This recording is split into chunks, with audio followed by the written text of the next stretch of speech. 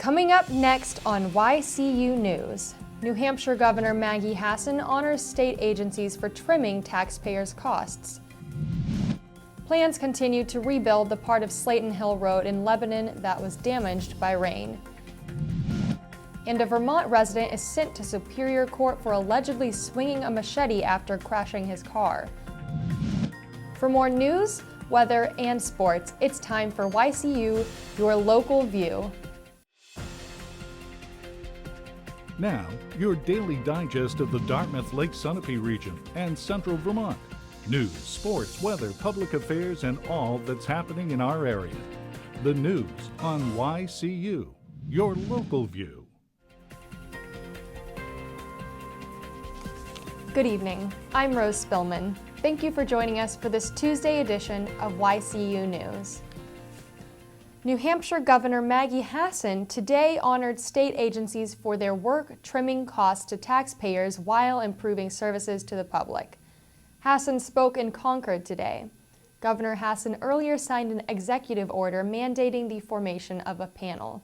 This board is known as the Governor's Commission on State Government Innovation, Efficiency, and Transparency. This morning, Hassan spoke to state officials plus business and community leaders at the New Hampshire Lean Summit 2. Hassan's theme focused on lean-inspiring innovation. Lean is a term often heard in business circles. Its aim is threefold: to operate a company or entity at high efficiency, boost quality, and foster steady improvement. Hassan commended several state agencies for lean improvements made following the lean mantra.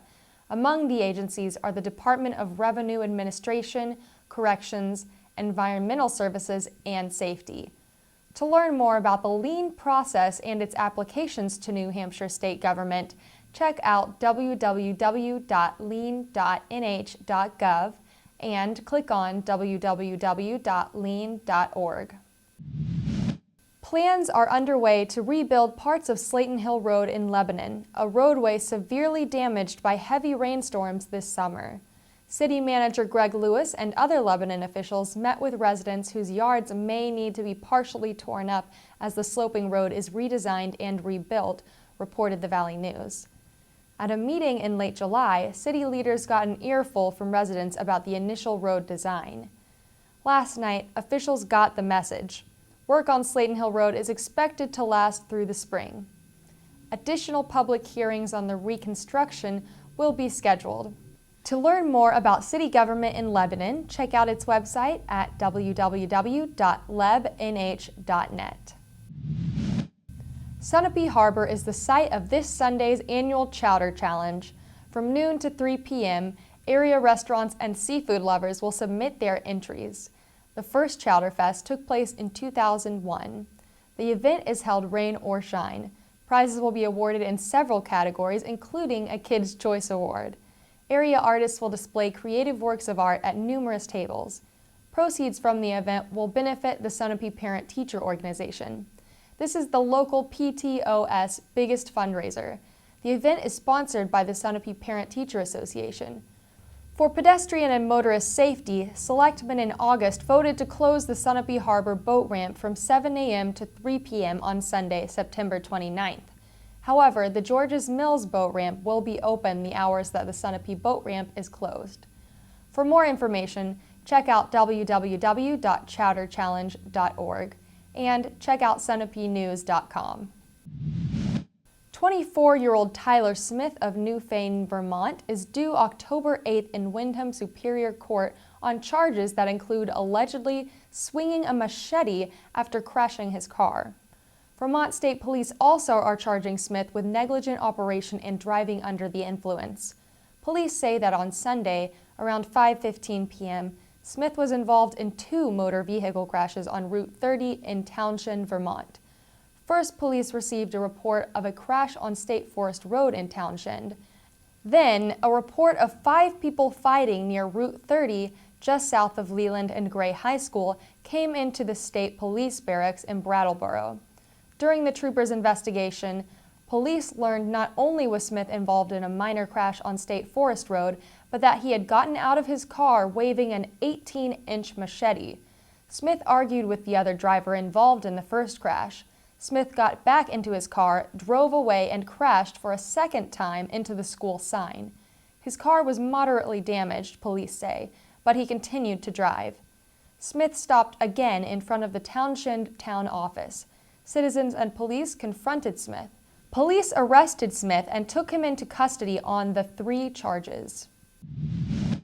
On Wednesday at 3 p.m., members of the Stevens High School Renovation Committee may learn if financing for an energy performance contract is complete. A performance contract is a guarantee by a company that heating, lighting, or ventilation equipment installed in a municipal building will trim utility costs and save the company money. In this case, the company is the Claremont School District. Committee Chairman David Putnam says financing from investment firm Oppenheimer may allow Johnson Controls to finalize a deal that can meet the high school's energy needs and save taxpayers money. In March 2013, Claremont voters approved a $6 million warrant article that would install new wood pellet boilers and other heating equipment. In spending that sum, money saved on the utility upgrades would be returned to the school district. When interest rates changed, however, finding a financer for the deal hit roadblocks. Putnam says the deal is close to being finalized. Now we have the YCU weather forecast for the Connecticut River Valley and Lake Sunapee region. This week may have a few clouds in the sky, but no more rain showers. Tomorrow we'll have temperatures up to 66 and lows down to 44 degrees. Thursday we have a high of 68 degrees and lows in the 40s.